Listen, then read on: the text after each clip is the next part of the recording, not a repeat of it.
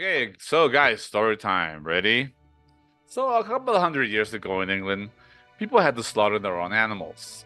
Whenever they would slaughter pigs, what they would do is they would tie them up by their feet, pull them up in this little pulley system, lift them up in the air upside down, and start like stabbing the pig. Obviously, the pig's still alive. They start going crazy, as anyone would. These pigs are upside down, being slaughtered. They just start kicking the hell out of the pulley system that they would use. With this pulley system was the same kind of pulley system that people would use to get water out of a well. Okay, so the French word for this pulley is called bucket. In English, we say bucket. So the pig going nuts at it, going kicking at it, people would normally say, hey, that pig is kicking the bucket. And that's why whenever someone is dead, we say that they kicked the bucket. Oh. Fun So fact. kicking the bucket is dying. It's dying, exactly. So now there's a special list of when people want to do stuff before they die, before they pass away. They call that a Right. bucket list. You guys have heard That's of right. it, right? Yep. Do Yeah. you have anything A on your bucket list, guys? Oh, I do. I have tons of Catza. things in my bucket list. Yeah, What are they, but my Catza? but my top 5 would be retire in Italy, publish my book, write a children's book, find an illustrator, obviously, for that. And obviously, one of my top 5 is to make people's lives better through English teaching. How do Right. you speak? So far, so good. Wow. Great. Nice.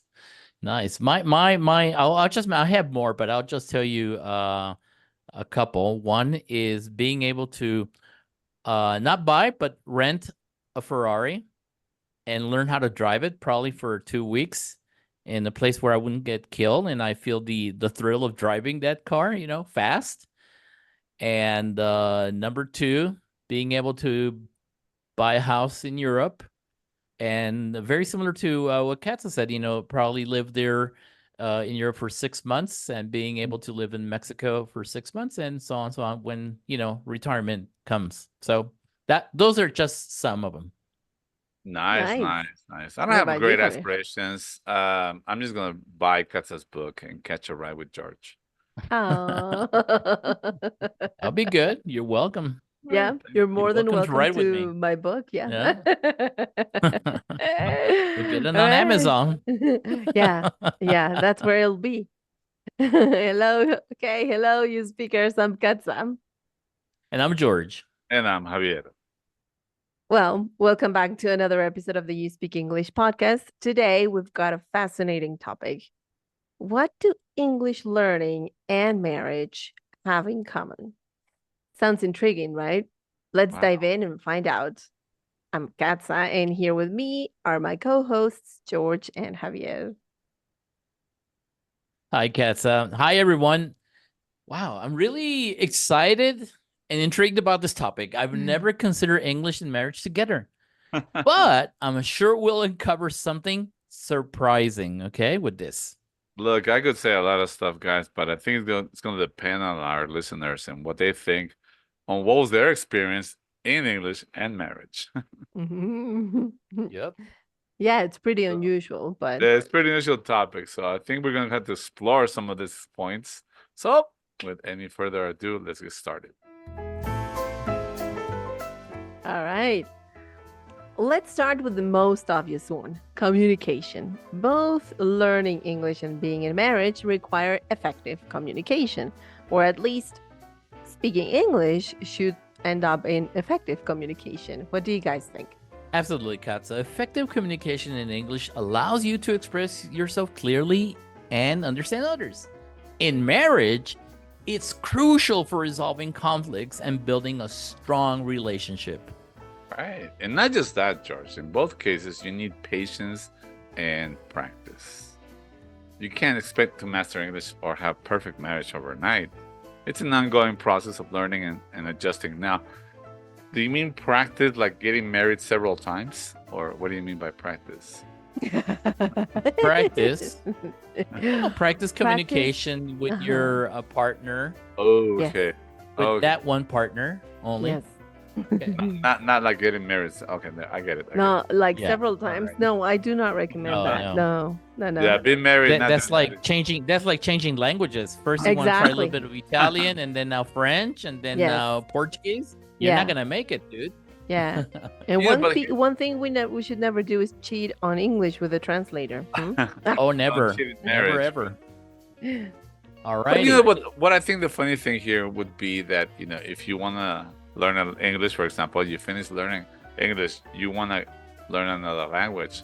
But once you've been married once, you don't want to get married again. I don't think so. Not Yeah. in my case.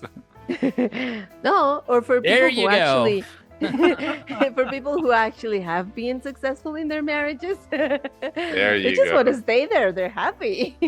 Right? So it's Yeah. just one time. Totally. It's a one-time gig. Another crucial point is commitment. Learning English and maintaining a healthy marriage both require constant commitment. Right, George? Exactly. And when you commit to learning English, you dedicate time and effort every day. In marriage, commitment means being there for your partner, supporting them, and working together towards common goals and not giving up. Yes, and both commitments challenge you to step out of your comfort zone. Whether it's tackling a new language or resolving marital issues, commitment is what drives you to keep going. Now, let's talk about personal growth.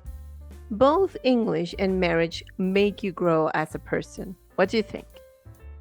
Yeah, I agree, Catza. Learning a new language opens up to new cultures and perspectives. You become more empathetic and adaptable.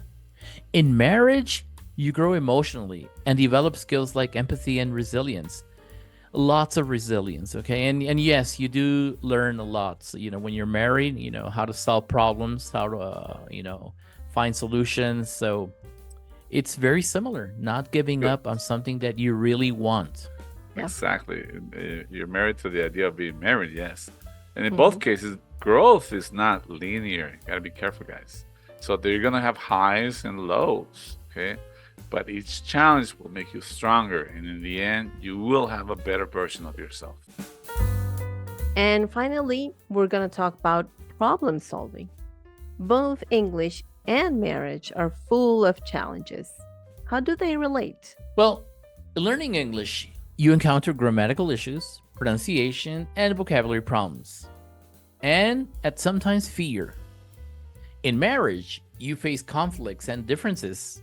In both cases, you need skills to solve problems effectively. Well, in marriage, you have fear too. Don't feel bad about it. Yeah, you're afraid of making mistakes, like Yeah. in any relationship, It's, Failing. yeah, Failing. That's a good one. yourself and Yeah. your partner. Yeah. Exactly. Now, here the key is perseverance and positive attitude. Facing problems with an open mind and a can-do attitude is crucial for overcoming challenges in both learning English and marriage, I think. So, in conclusion, what do English and marriage have in common? Communication, commitment, personal growth, and problem solving. Both require time, effort, and positive attitude. All right. I hope you enjoyed this episode as much as we did, especially Javier. So cuddle up with your English and don't give up on it, baby. Yeah, but don't cuddle up with your English teacher. No, never. You go to Okay, jail. so Okay. before we go, guys, the joke of the day. Ready? Well, this is a toughie. All right, so put your heart into it like you would your marriage. The question is, why couldn't the chili pepper join the archery class? No, give up? Beats me. Because he didn't have an arrow. Oh, he didn't have an arrow. Have an arrow? Arrow. Like I'm just the gonna, chili. I'm gonna Didn't I'm have gonna an arrow. strangle Like, you. have an arrow. Come on, I love it. Habanero didn't have Didn't an have an arrow. arrow. Do you like habanero or jalapeno? No, I don't like habanero. No, We just had a 50% drop in our audience. Oh my god. Come on, that's how you pronounce it. Habanero. Yeah. All Like right. Oh my jalapeno. Okay, that's a good I one. just love when we have to pronounce things like that in English. You know, like Yeah, yeah, You're like yeah. chipotle. Chipotle. Chipotle. Chipotle. Maybe Habanero. Mexico. Habanero. I love it. Yeah, absolutely. All right. This is it for today. Thank you for tuning in. And remember to subscribe and share. Want to get in touch? Check out our YouTube channel where you can comment on our videos, or you can find us on social media.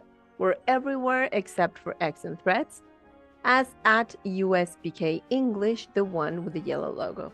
For more information about us, please visit our website. And remember, Perfect practice. Makes perfect. all right, until next time. See you Bye-bye. then. Bye-bye.